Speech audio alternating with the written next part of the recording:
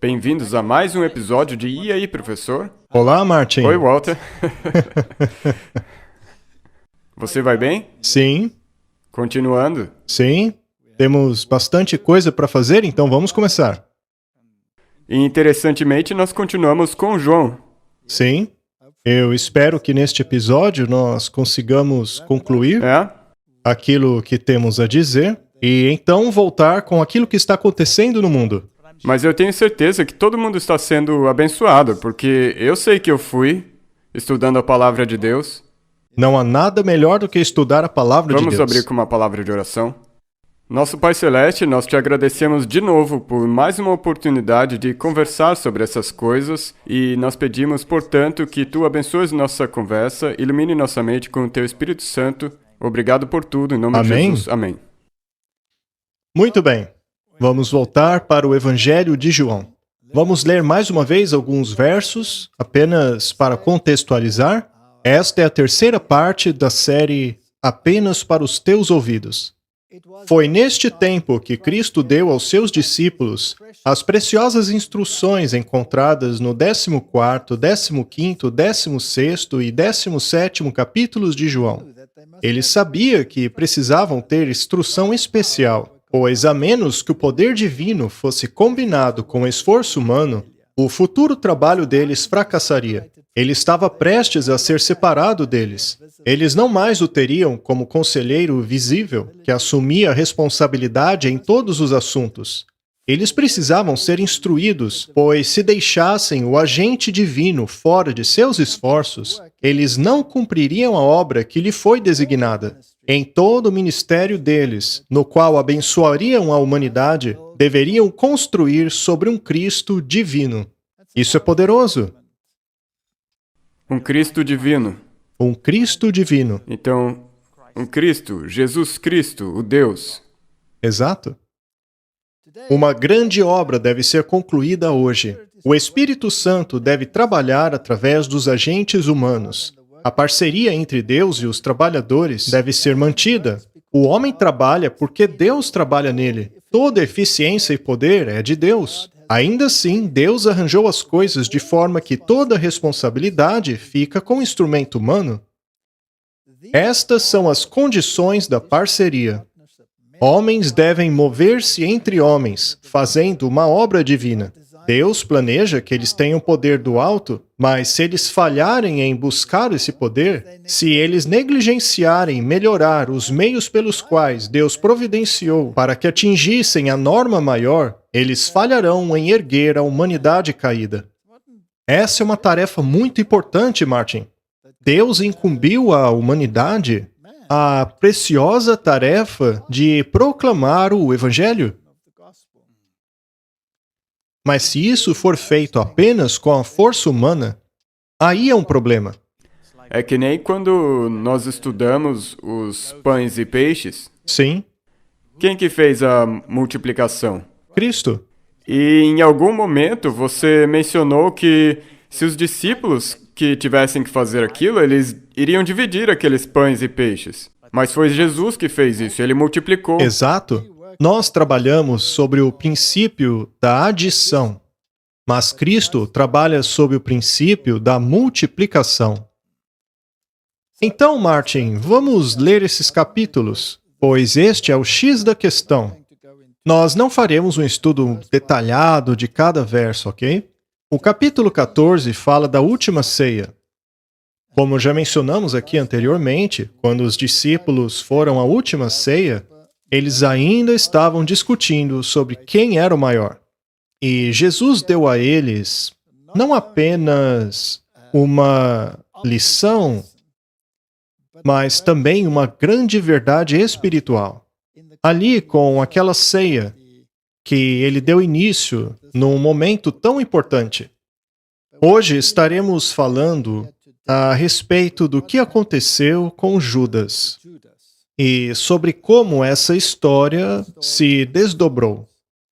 Então, os discípulos haviam se reunido e estavam discutindo sobre quem era o maior. E Jesus, por outro lado, mostrou a eles que deveriam ser servos uns dos outros. Mas ele também mostrou que um deles haveria de ser um traidor.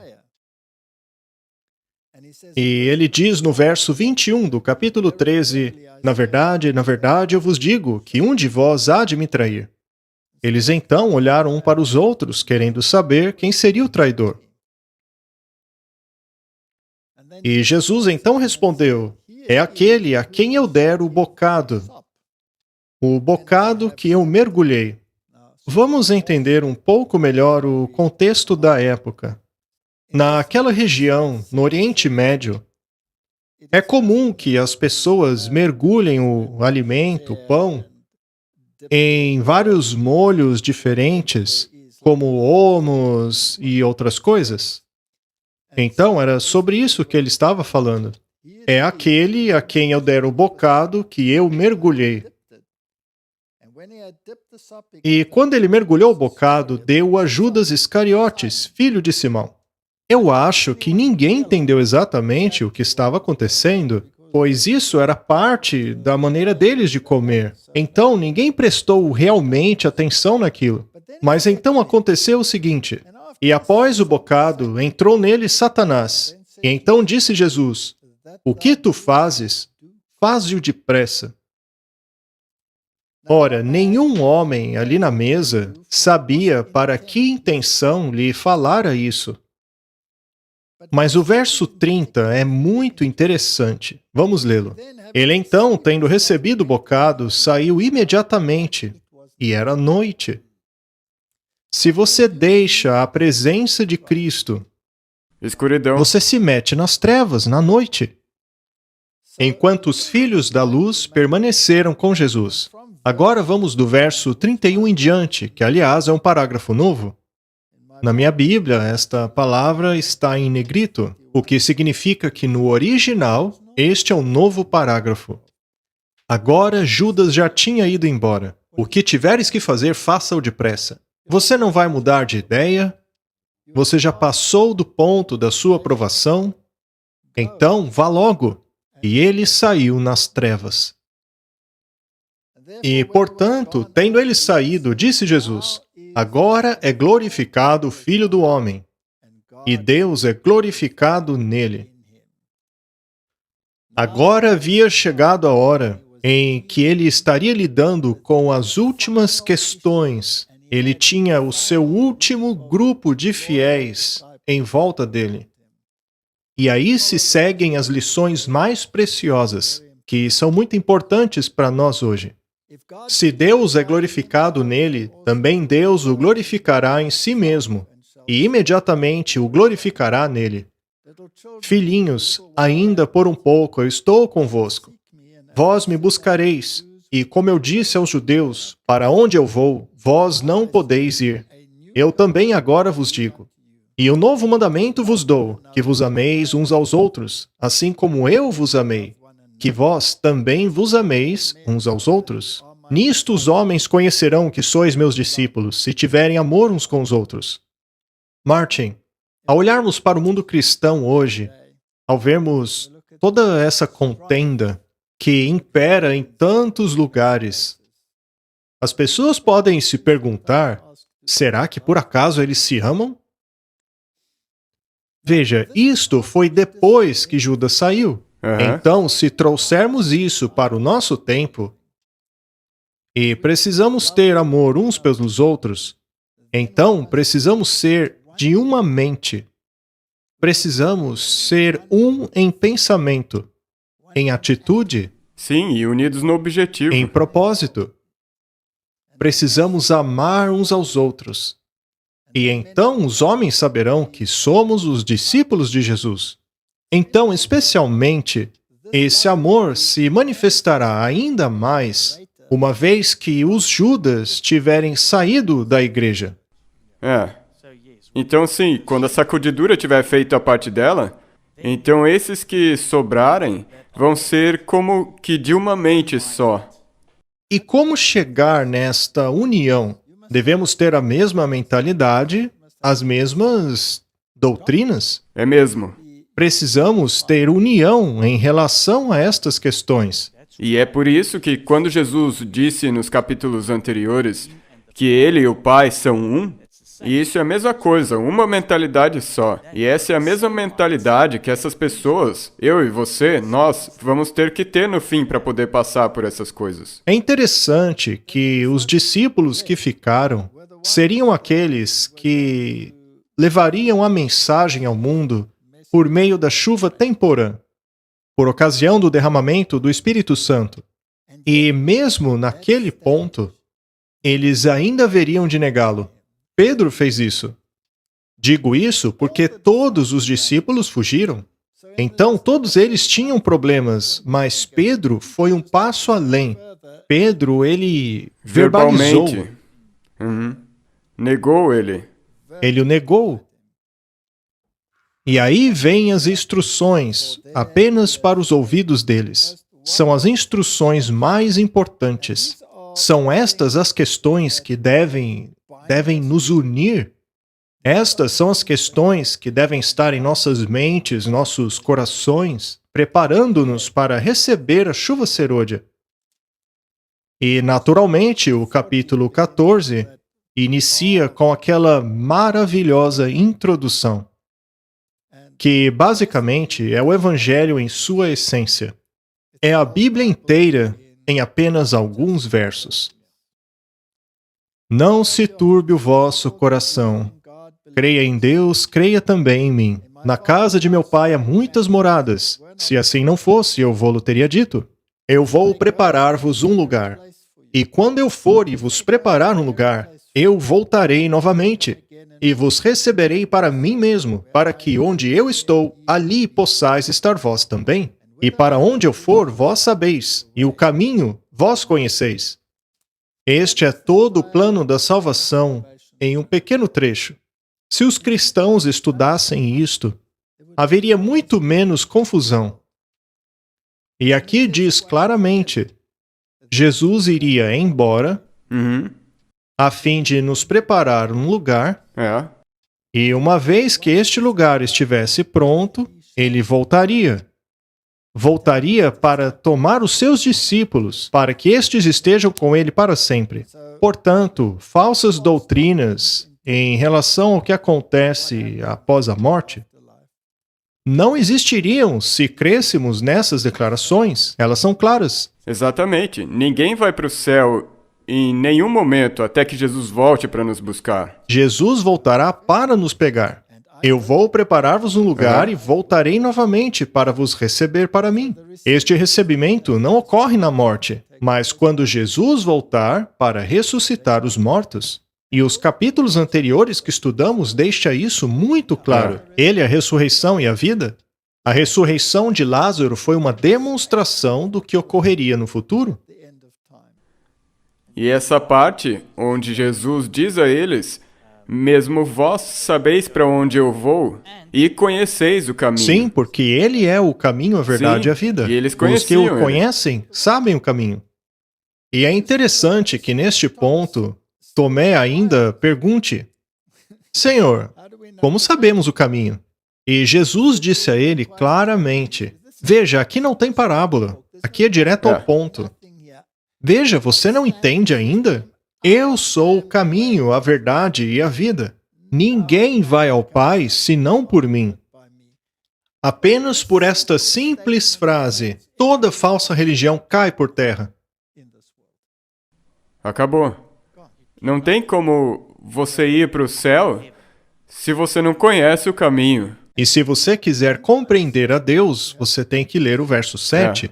Se vós me conhecesseis, também conheceríeis a meu Pai.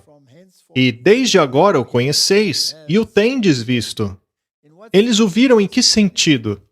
No caráter de Cristo. O Pai é assim como o Filho é. Portanto, esta dicotomia que temos no mundo, o Seminário de Jesus e todos estes grupos que dizem que devemos amar o Filho e odiar o Pai, todos esses grupos são ridículos. Precisamos ler a Bíblia e entender a mentalidade do plano da salvação. Isso também volta àquilo de o Deus do Velho Testamento e o Deus do Novo Testamento. Não existe nada disso. É o mesmo. É exatamente o mesmo. E o fato de os juízos terem sido revelados em tipo É, não nega o fato de que haverá um juízo no antítipo, que será exatamente o mesmo Exato. como foi no Antigo Testamento. E ainda assim, Filipe diz novamente: mostra-nos o Pai. E Jesus respondeu: há tanto tempo que estou convosco e ainda não me conheces, Filipe? Quem tem visto a mim, tem visto o Pai. E como então tu dizes: mostra-nos o Pai? Esta dicotomia de pensamento que prevalece no mundo hoje desapareceria se as pessoas estudassem esse capítulo. E este pensamento está muito vivo nos dias de hoje. É inacreditável. O catolicismo vai ainda mais longe do que isso. Ela diz que ninguém vai ao Pai senão pelo Filho, e ninguém vai ao Filho senão por Maria. Que coisa ridícula! Onde está isso na Bíblia? Em lugar nenhum. Não crês tu que eu estou no Pai e que o Pai está em mim? As palavras que eu vos digo, não as digo de mim mesmo, mas o Pai, que permanece em mim, é quem faz as obras. Crede-me que estou no Pai e o Pai em mim, ou se não, crede-me por causa das obras em si. E então ele faz uma incrível promessa. Em verdade vos digo, aquele que crê em mim também fará as obras que eu faço, e fará maiores obras do que estas, porque eu vou para o meu Pai. Ninguém pode fazer obras maiores do que Deus, Martin. Ninguém pode fazer obra maior do que abrir os olhos a um cego de nascença. Sendo assim, como compreender corretamente este verso? vai ter uma ampla aplicação. Exato. A obra seria maior Sim. em extensão, em alcance, pois Cristo pregou localmente, mas os discípulos pregariam mundialmente. Imagine o poder atrelado à mensagem. Naquele primeiro século, depois de Cristo, todo mundo havia sido alcançado, Sim. até mesmo a China. Ao voltarmos para a história da China e analisarmos os seus escritos, os seus símbolos, todo o evangelho está inserido ali. É maravilhoso. Mas então eles voltaram atrás, voltaram com os seus métodos antigos. Eu tenho certeza que Deus irá reavivar esta memória nos dias em que vivemos. Portanto, nações como o Japão, a China e todas as demais, em que o Evangelho de Cristo basicamente foi obliterado mais uma vez, e largamente por causa da ação dos jesuítas. Aham. Um dia essas pessoas terão que responder pelo que fizeram com o Evangelho de Cristo. Verso 13: E tudo quanto pedirdes em meu nome, eu o farei, para que o Pai possa ser glorificado no Filho. Isso aqui é outro exemplo que foi desconstruído e distorcido. Qualquer coisa no nome dele significa qualquer coisa em harmonia com o caráter dele, que é um caráter abnegado. Qualquer coisa que você peça em termos de sua necessidade de espalhar o evangelho a outros, será respondido por Deus. Sim. Se a sua mentalidade for a mesma de Jesus e do Pai, então aquilo que você pedir estará alinhado com a mentalidade deles. Correto? Muito bem. O verso 15 também é um novo parágrafo e diz assim: Se vós me amais, guardai os meus mandamentos. Agora, se isso daqui é uma instrução direta de Jesus para os discípulos que estavam sendo enviados para pregar para o mundo inteiro, então quão importante é esse mandamento? Isto era uma coisa absolutamente essencial para que recebessem a chuva temporã. Sendo assim, o quão é importante para nós para recebermos a chuva serôdia? Exatamente a mesma. Ali diz se, ou seja, condicional, correto? Sim, você tem uma escolha. Se me amais, guardai meus mandamentos. E, ou seja, uma consequência agora, Aham. um resultado. E eu orarei ao Pai, e ele vos dará outro consolador, para que ele possa habitar convosco para sempre. Sendo assim, Martin, qual é a condição para recebermos o Consolador? Guardar os mandamentos. Não resta dúvidas quanto a isso. Sem dúvidas. Como podem então os cristãos dizer que os mandamentos foram anulados e tudo o que precisamos hoje é do Espírito Santo? É impossível. Impossível. Totalmente impossível. Isso acaba negando toda uma religião que é extremamente grande no mundo hoje. Ele então nos diz e qualifica quem é este Consolador. O Espírito da Verdade, que o mundo não pode receber, porque não o vê, não conhece, mas vós o conheceis, porque ele habita convosco e estará em vós. Qual é a condição, então, para que o Espírito Santo habite em você? Guardar os mandamentos. É preciso conhecer a Sim. Cristo e guardar os seus mandamentos. Amá-lo é simples. É só isso. Não é nenhum bicho de 7 cabeças. Podemos separar a lei do Evangelho? Não, não mesmo. Claro que não. Eu não vos deixarei sem consolo. Eu voltarei para vós. Ainda um pouco e o mundo não me verá mais, mas vós me vereis, porque eu vivo, e vós vivereis também. A nossa vida está ligada à vida de Cristo. E assim como ele foi obediente, nós também precisamos ser. Naquele dia sabereis que eu estou no meu Pai, e vós em mim, e eu em vós. E então ele reitera: aquele que tem os meus mandamentos e os guarda, esse é o que me ama. E aquele que me ama será amado de meu Pai, e eu amarei e me manifestarei a ele. Qual é a condição para que Cristo se manifeste aos seus discípulos, ao seu povo? A condição é a guarda dos mandamentos. Martin, me surpreende muito de que as igrejas estejam em uma condição de anomia. Elas rejeitam a lei de Deus. Inacreditável. Eu não acho. Se você ler os versos de 15 ao 21, essas palavras de Jesus, essa advertência que Jesus dá a eles, ele começa e termina ela. E o que precisa? Guardar os mandamentos. É interessante que Judas, não Judas Iscariotes, tá? É interessante que ele tenha perguntado: como tu se manifestará a nós? É quase que como Deus estivesse instigando isso em seus discípulos justamente para que ele pudesse responder. Para poder responder, sim, exatamente. Como antes, Tomé estava confuso e perguntando toda hora. E agora o Judas, o que não era o Iscariotes, pergunta a mesma coisa. Isso mostra que tipo de professor era Jesus. E na resposta ele diz a ele: se alguém me ama, ele guardará as minhas palavras. Agora ele utilizou o termo palavras.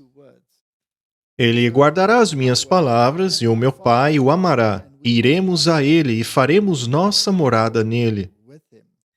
É interessante que está no plural aqui, nós iremos.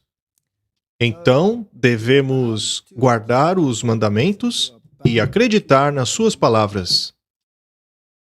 Quando o Filho do Homem vier, ele achará fé na terra?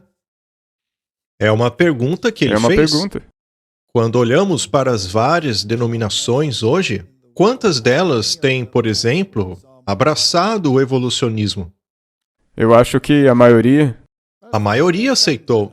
Há ainda alguns batistas que creem no criacionismo. Os adventistas, é claro, acreditam no criacionismo. A Igreja Católica, por outro lado, nega o criacionismo. Ela não apenas criou, mas tem propagado a teoria do Big Bang através da influência dos jesuítas.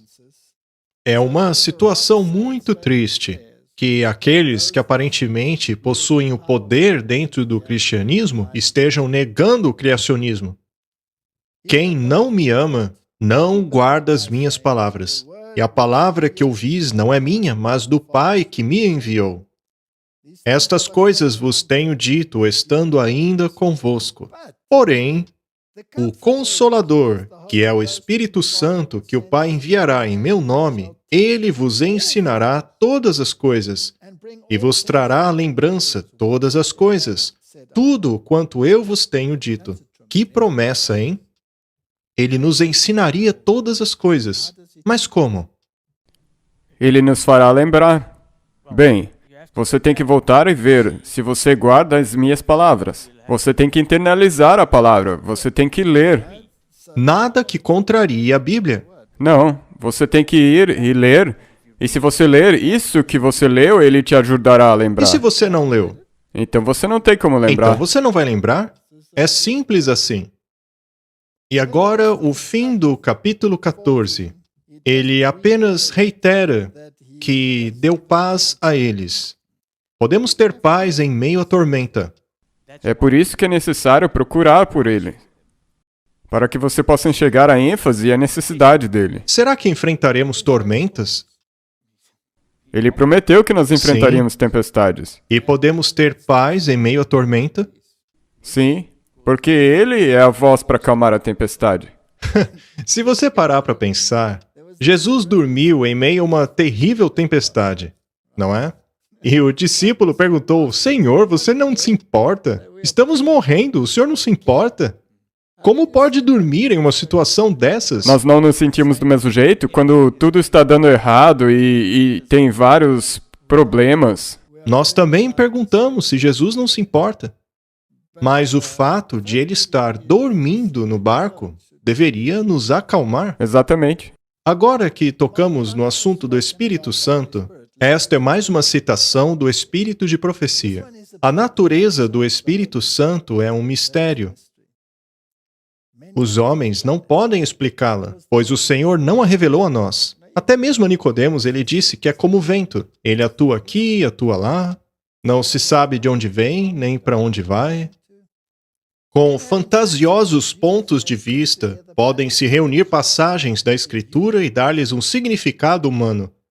Mas a aceitação desses pontos de vista não fortalecerá a Igreja.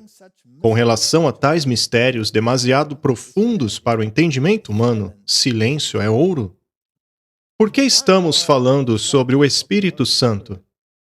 É porque se tentarmos explicar exatamente o que é o Espírito Santo, estamos, na verdade, lidando com um assunto que não nos foi revelado.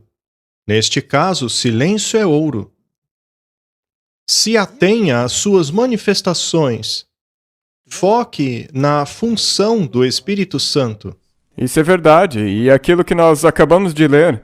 Leia a Bíblia, estude-a, e o Espírito Santo vai te ajudar a lembrar aquilo que você precisa para ajudar aos outros. Correto? Qual é a função do Espírito Santo? Ela é distintamente declarada nas palavras de Cristo. Quando ele vier, convencerá o mundo do pecado, e da justiça e do juízo. Aqui ela citou João 16:8. É o Espírito Santo que convence do pecado. E se o pecador responde à influência despertadora do Espírito Santo, ele será levado ao arrependimento e despertado para a importância de obedecer às exigências divinas. Isso está em harmonia com o que lemos até agora? Sim, 100%. Agora vamos ao capítulo 15. O foco do capítulo 15 é que Cristo é a verdadeira videira. Não se pode ser um ramo vivo se não formos enxertados nessa videira. O verso 2 diz: Todo ramo em mim que não dá fruto, ele tira, e todo ramo que carrega fruto, ele limpa, para que possa trazer ainda mais fruto. Agora vós estáis limpos pela palavra que eu vos disse. Você vê algo especial aqui? A palavra. Não se pode ignorá-la. Não. Você não pode abandonar isso daqui e depois decidir andar pelo Espírito. Isso é importantíssimo, porque o diabo é simplesmente o mestre em separar a palavra das ações. Permanecei em mim e eu em vós. Como fazemos isso? Permanecendo na palavra dele. E aí renderemos frutos. Eu sou a videira, vós sois os ramos. Quem permanece em mim e eu nele, esse dá muito fruto, porque sem mim nada podeis fazer. Mais uma vez, isso aqui nos mostra que não somos os bonzões. Não podemos nada em nossa própria força. Precisamos do apoio do Espírito Santo. Sem ele, nosso esforço é inútil. Verso 7. Se vós permanecerdes em mim e as minhas palavras permanecerem em vós, pedireis o que quiserdes e vos será feito. De novo. Quantas vezes ele tem que repetir? Se permanecerem em mim e nas minhas palavras, então... Veja, este é o único fundamento da nossa religião. Não temos nenhum outro credo a não ser a Bíblia. O espírito de profecia é a luz menor que aponta para a luz maior, potencializando o poder desta palavra. Isso mesmo. Então, nunca pode estar em contraste com a Bíblia. E é por isso que, sempre que você encontrar conflito entre o espírito de profecia e a Bíblia, verifique se você está com uma versão certa da Bíblia. Porque isso pode causar controvérsia. Exatamente, Martin. Vamos continuar aqui. Ele fala sobre o amor agora. Como o Pai me amou, assim também eu vos amei. Permanecei no meu amor. E agora vem mais uma vez a condição. Do mesmo modo como eu tenho guardado os mandamentos de meu Pai e permaneço em seu amor. Martin, por acaso Deus nos amava quando ainda éramos pecadores? Sim. Sim, pois ele morreu por nós quando ainda éramos pecadores. Portanto, a questão dele nos amar não é condicional. Não. Mas permanecer no amor dele é condicional. Em outras palavras, quando ele foi a Jerusalém, ele disse: Jerusalém, Jerusalém, quantas vezes não quis te colocar debaixo das minhas asas, mas tu não quisestes. Agora tua casa será deixada desolada. Ele disse isso com lágrimas nos olhos, não porque queria rejeitar a cidade, mas porque ela rejeitou a ele. Ele somente fez o que a cidade escolheu. E é assim, exatamente assim que será no fim. Exatamente o mesmo. Então, ele tem uma condição. Sim, estas coisas vos tenho dito para que a minha alegria permaneça em vós e para que a vossa alegria seja completa. Mas isso tem uma condição. É mesmo, e aqui vai de novo. Verso 13. Ninguém tem maior amor do que este, de algum homem entregar a sua vida pelos seus amigos. Vós sois os meus amigos, se fizerdes o que eu vos comando. Não dá para ser mais claro. Não tem como. Como o cristianismo se desviou tanto a ponto de negar o fundamento, a centralidade do Evangelho de João. E por que ele, como ele disse aqui, ninguém tem maior amor do que este de dar a alguém a sua vida pelos seus amigos? Ele deu a vida pelos amigos? É claro. E ele disse: já não vos chamo de servos, porque o servo não sabe o que faz o seu senhor. O caráter de Deus é impressionante. Ele não nos criou para sermos escravos. Ele nos criou para sermos companheiros, amigos íntimos dele. Um em mente, propósito e atitude. Assim como o Pai e Jesus eram um, nós também devemos ser um, mas sermos um nele. Estamos lidando com um Deus maravilhoso aqui. Ele nos chama de amigos. Nenhuma outra divindade neste mundo se compara a este Deus.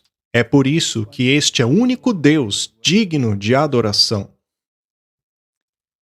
Não fostes vós que me escolhestes, mas eu escolhi a vós e vos designei. Todo o planeta está contra Deus. Mas Cristo estende a sua mão por meio dessas trevas e atrai as pessoas a Ele. Mas se você estiver em Cristo, se você estiver nele, segundo o verso 18, o mundo nos detestará. Triste, não? Se o mundo te odiar, saiba que antes ele me odiou. Se fosseis do mundo, o mundo amaria o que era seu.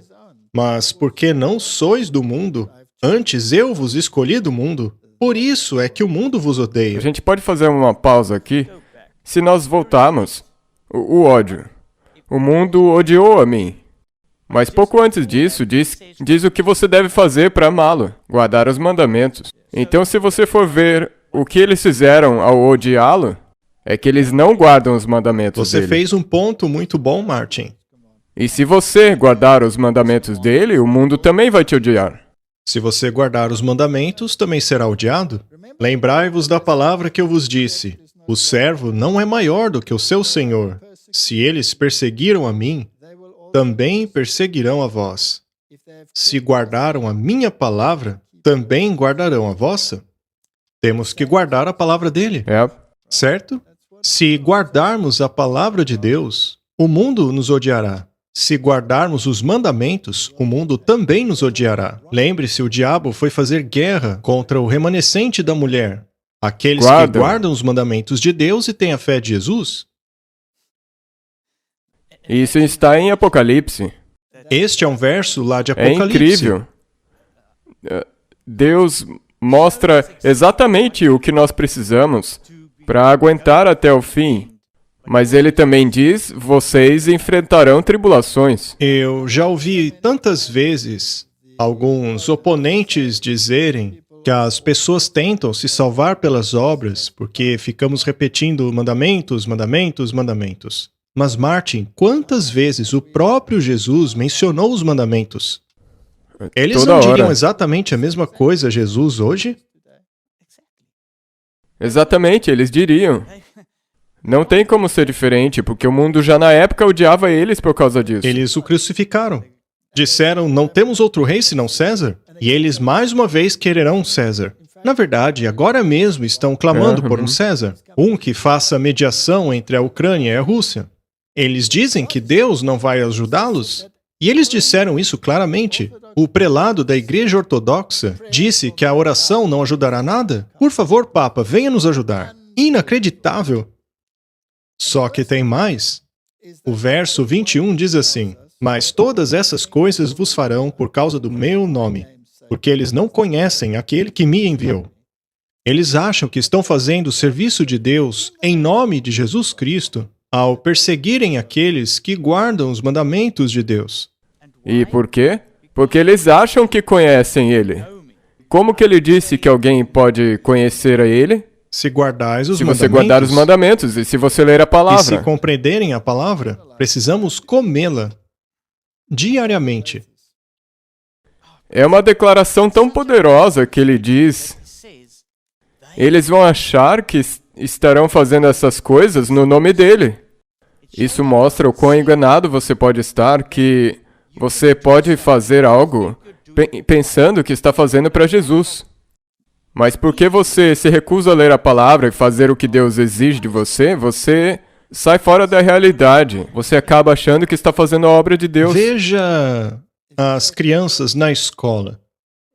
Por que elas se conformam com as atividades dos demais?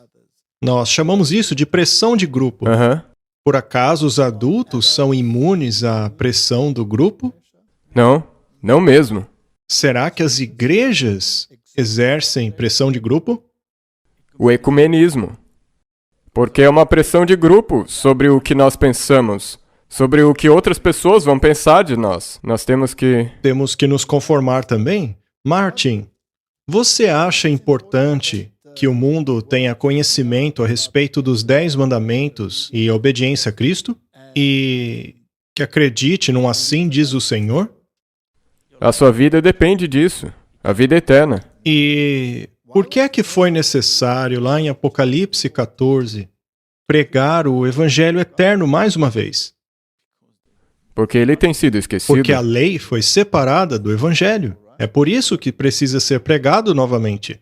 Verso 24. Se entre eles eu não tivesse feito tais obras, as quais nenhum outro homem fez, eles não teriam pecado. Mas agora tanto viram quanto odiaram, tanto a mim como meu Pai. Mas isso aconteceu para que se cumpra a palavra que está escrita na sua lei. Eles me odiaram sem motivo. Ele está mencionando o Salmo 35, verso 19. Eles me odiaram sem causa. Eles não tinham motivo. Não. E em que lei isso estava escrito? A lei deles. A lei deles. Já a Bíblia? Eles a tinham à disposição deles, mas rejeitaram os princípios dela. É? Porém, há muitas poréns na Bíblia, não é?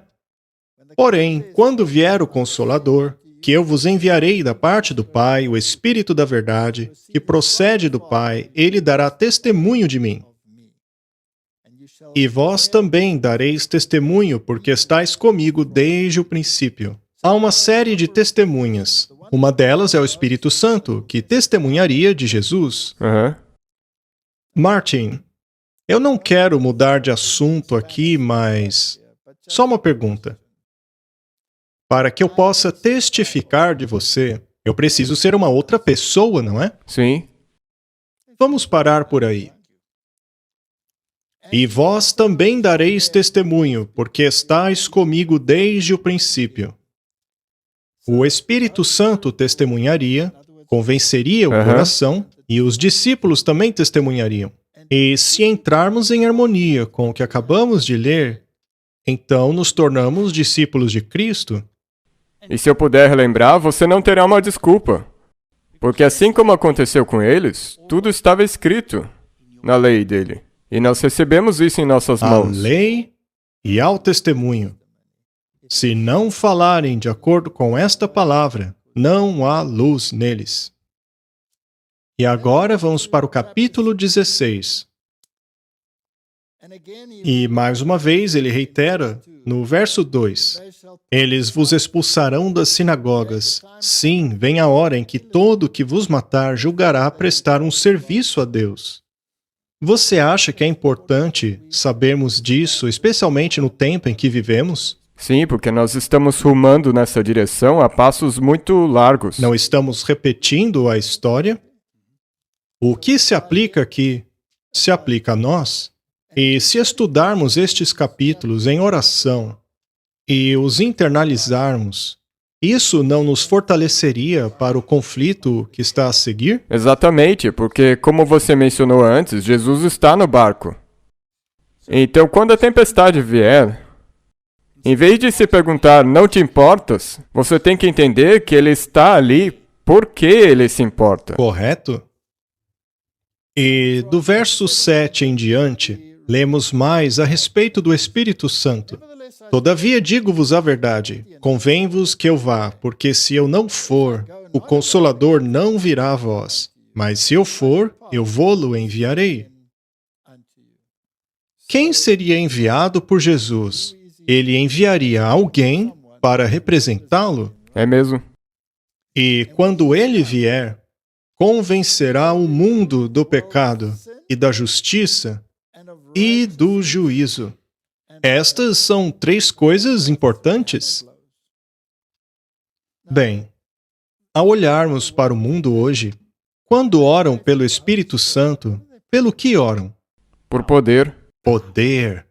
Eles querem poder. Mas este Espírito Santo aqui convenceria o mundo do pecado. Seremos convencidos de nosso pecado. E qual é o contraste do pecado? Justiça, A justiça. A lei. E por acaso o mundo hoje gosta da lei de Deus?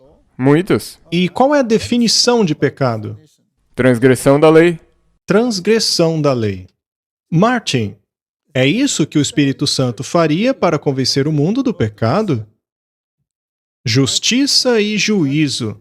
Seria isso que o Espírito Santo está fazendo na maioria das igrejas cristãs de hoje? Não. Não. Ele só dá poder. É uma religião baseada em poder. É como uma droga. E também, muitas vezes, tentam conectar isso com prosperidade. Martin, você saiu desse círculo, não é?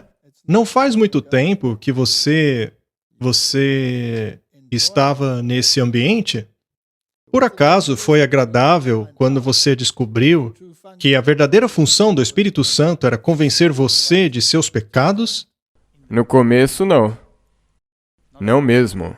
Mas conforme você cresce, você passa a apreciar essa maneira pela qual Deus cuida de você.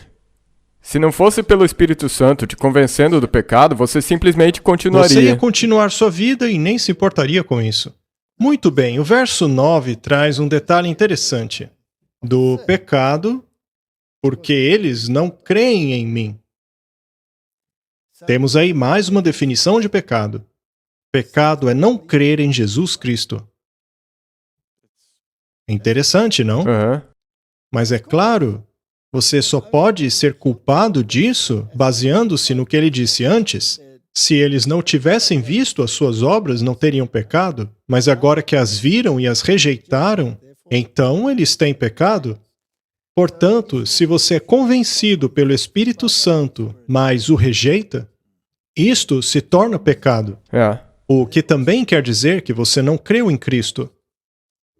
Da justiça, porque eu vou para o meu Pai e não me vereis mais.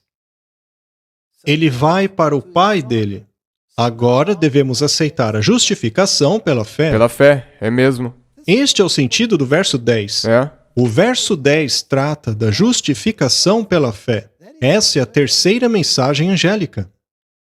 E a terceira mensagem angélica está ligada aos mandamentos, em particular ao sábado. Exato, o quarto mandamento. E nós temos verificado isso ao estudarmos essa questão. Não é isso que, segundo Isaías 58, deve ser restaurado? Exatamente. Veja a profundidade destes capítulos. Do juízo, porque o príncipe deste mundo está julgado? Satanás. Em outras palavras, seja lá qual for a teologia do inimigo, ele está julgado pelo que lemos aqui, que é o contrário. É mesmo. A filosofia do diabo está plenamente clara. Faça o que você quiser. Esta é a É lei. mesmo. E estes dois conceitos estão em conflito. Salvação pelas obras contra salvação pela fé. Portanto, nestes versos nós temos justificação pela fé, temos o julgamento, temos todas essas coisas. E eu tenho certeza que Jesus gostaria de ter explicado com mais detalhes, pois ele disse: tenho muitas coisas a dizer a vocês, mas vocês não podem suportar agora. Eles não estavam prontos. A mente deles ainda aguardava por esse Messias que os libertaria do jugo do exército romano. Verso 13. No entanto, quando ele, o Espírito da Verdade, vier, ele vos guiará em toda a verdade. Então, faça uma lista mental do que ele disse aqui. Ele convenceria do pecado, Aham. ele mostraria o que é o oposto do pecado, que é a justiça, o que quer dizer que você precisa abandonar o pecado em direção à justiça. Uma vez que você foi do pecado para a justiça, você então não será mais julgado. Você é salvo pela graça por meio da fé. É isso mesmo. Mas o Espírito Santo ainda tem outros papéis. Ele nos guiará à verdade, já que ele é chamado de o Espírito da Verdade. Ele nos guiará a toda a verdade. Jesus não disse que a palavra dele é a verdade? Sim. Sendo assim, não podemos estudar a Bíblia sem o Espírito Santo. Não. Quando eu era um ateu, eu lia a Bíblia. Eu a lia como uma história mitológica. E eu inventava um monte de histórias sobre ela. Eu queria escrever um livro, na verdade, que seria intitulado Os Genes de Gênesis. Seria um livro sobre evolução. E eu sou grato por não ter escrito esse livro, pois seria a coisa mais besta que você pode imaginar, pois o tolo diz em seu coração, não a Deus. Então, ele nos guiará a toda a verdade. E eu sou grato que ele tenha me impedido de escrever aquele livro. Ele me ajudou a ler o livro de Gênesis como ele realmente é. E isso também me traz à mente o quão importante que é que você acredite em cada uma dessas palavras. Porque cada uma delas é verdadeira. Não se pode ignorar nada. Nenhuma. Então, quando você ler isso daqui, leia do jeito que está. E acredite, porque é verdade. E quantas pessoas surgem com tantos tipos de próprias invenções a respeito disso? Ele vos guiará a toda a verdade, Porque não falará de si mesmo, mas tudo o que ele ouvir, isso ele dirá, e vos anunciará as coisas vindouras. Isso quer dizer profecias.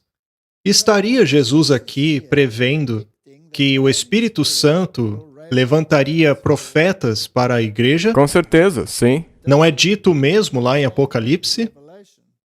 Sim. Isso significa que o espírito de profecia seria dado até quando, Martin? Até o fim. Até o fim. Ele me glorificará, pois receberá do que é meu, e vô-lo mostrará. Qualquer religião que glorifica o Espírito Santo separadamente de Cristo não está de acordo com o verso 14, Não. já que o Espírito Santo tem a função de glorificar a Cristo. Então, quando o Papa João Paulo II disse: "Venha, Espírito Santo, é tu que queremos glorificar publicamente", estaria isso de acordo com o que acabamos de ler agora? Não. Não. Essa é uma questão muito séria. Quão importante é que estudemos essas coisas? Isso é um estudo para vida eterna. E são questões essenciais, pois todo o engano que vemos hoje tem a ver com estes capítulos aqui. Todos os enganos. Todas as coisas que o Pai tem são minhas. Portanto, eu vos digo que ele tomará do que é meu e vô-lo mostrará. Um pouco mais e não me vereis, e novamente um pouco mais e ver-me-eis, porque eu vou para o Pai. Este é apenas um anúncio de que ele estava prestes a ir para o Pai, e de que eles estariam, a partir dali, dependentes da palavra e da guia do Espírito Santo. E no restante do capítulo 16, ele reitera o que já disse, como faz um bom professor. Ele diz que devemos enraizar-nos nele, que ele iria para o Pai, que temos que nos apegar à palavra e à condução do Espírito. E então ele diz no verso 32, Eis que vem a hora, sim, agora é chegada, em que vós sereis dispersos, cada homem para o que é seu, e me deixareis só. Mas eu não estou só, porque o Pai está comigo. Estas coisas eu vos tenho dito, para que em mim tenhais paz. No mundo tereis tribulações, mas tende bom ânimo. Eu venci o mundo. Ele prevê, Martin, que eles seriam dispersos. Martin, será que nós deveríamos esperar por uma perseguição e dispersão? Mas tem de bom ânimo? Ele venceu o mundo. Portanto, são estas as coisas que nós deveríamos esperar também.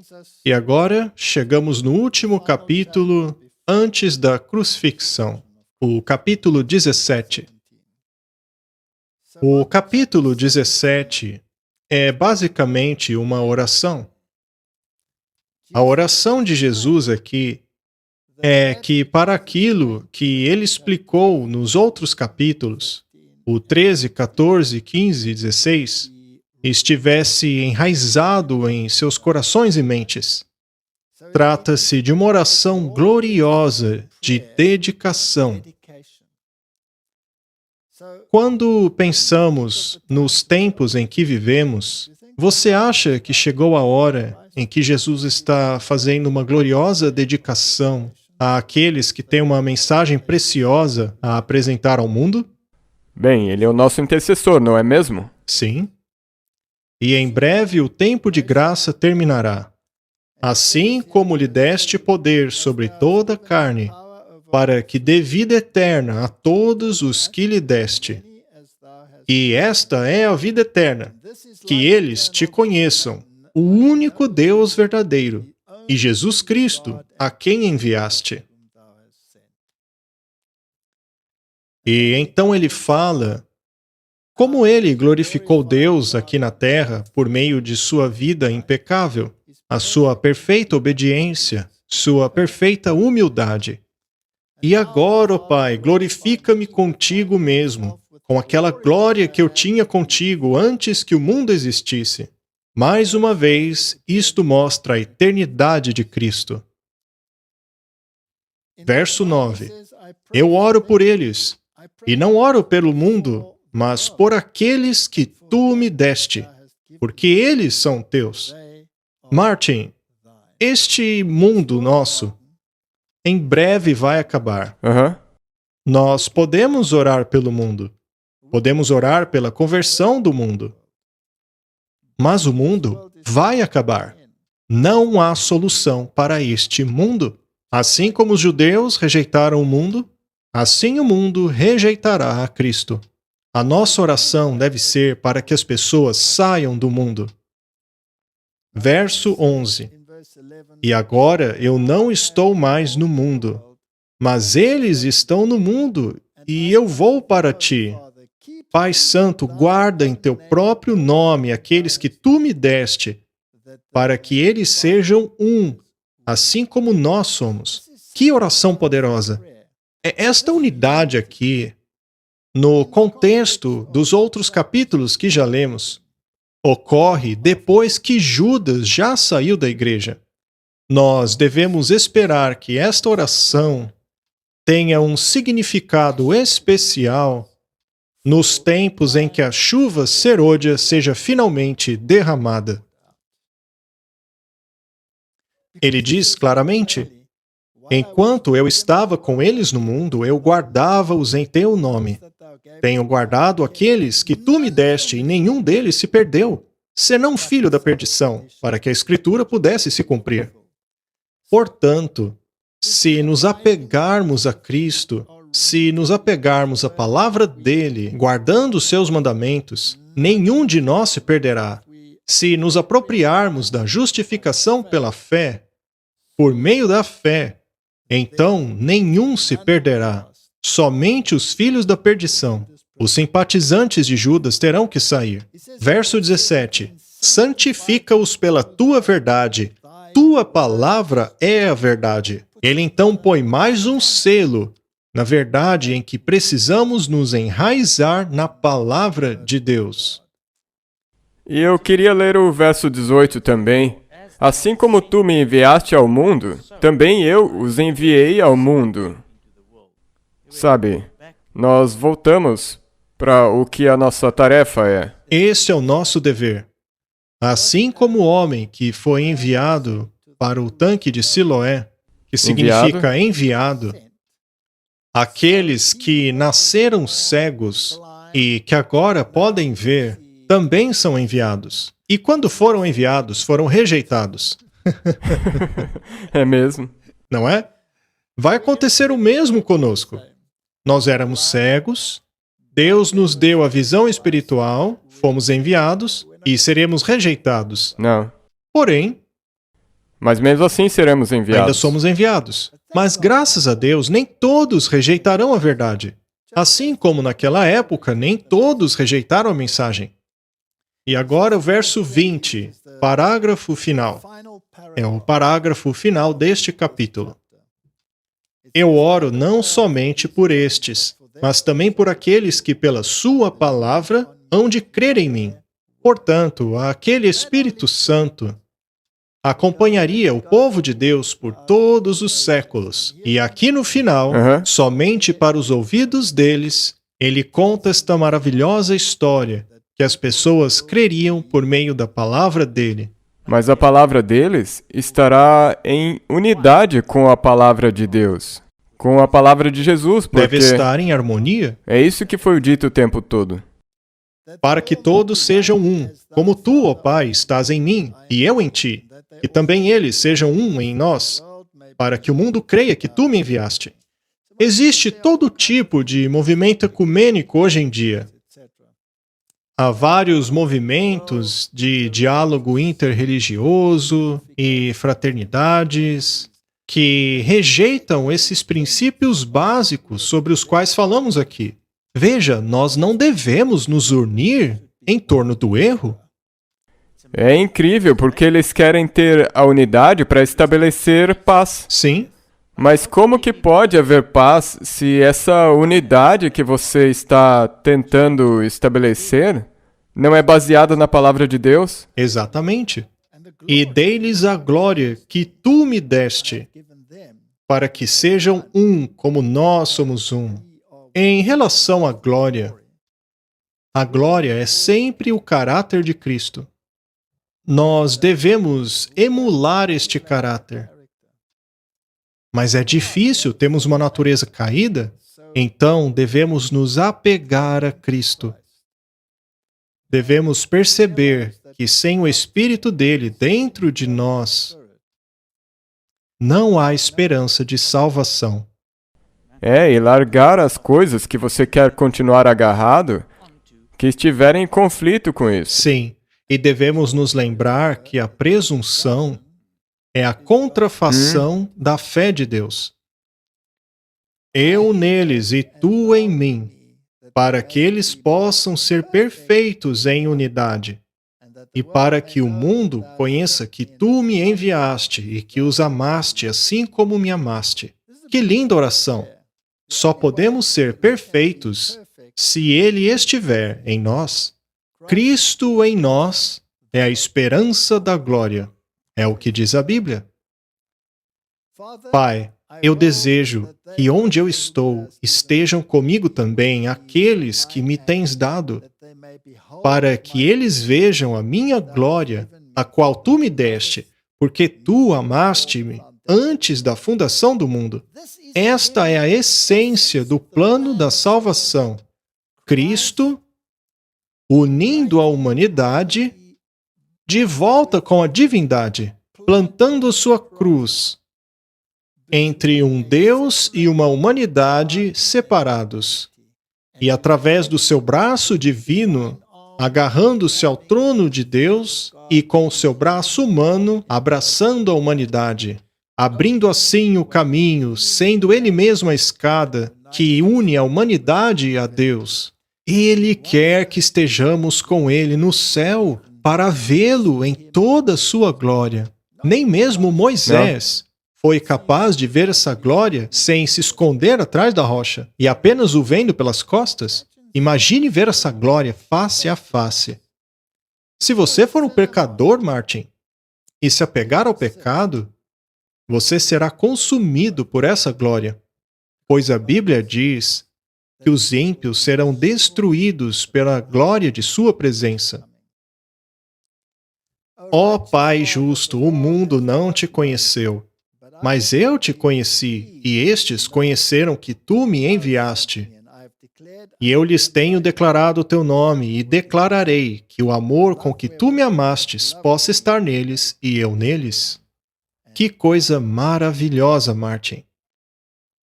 Este é o ápice da última instrução que Jesus deu aos discípulos. E é também uma mensagem para o nosso tempo. Logo após ela, vem a história da crucifixão. Que Deus possa internalizar estas palavras em nós, que possamos estudá-las em oração e assim sermos resguardados de muitos enganos no mundo. Mas precisamos internalizar estas palavras.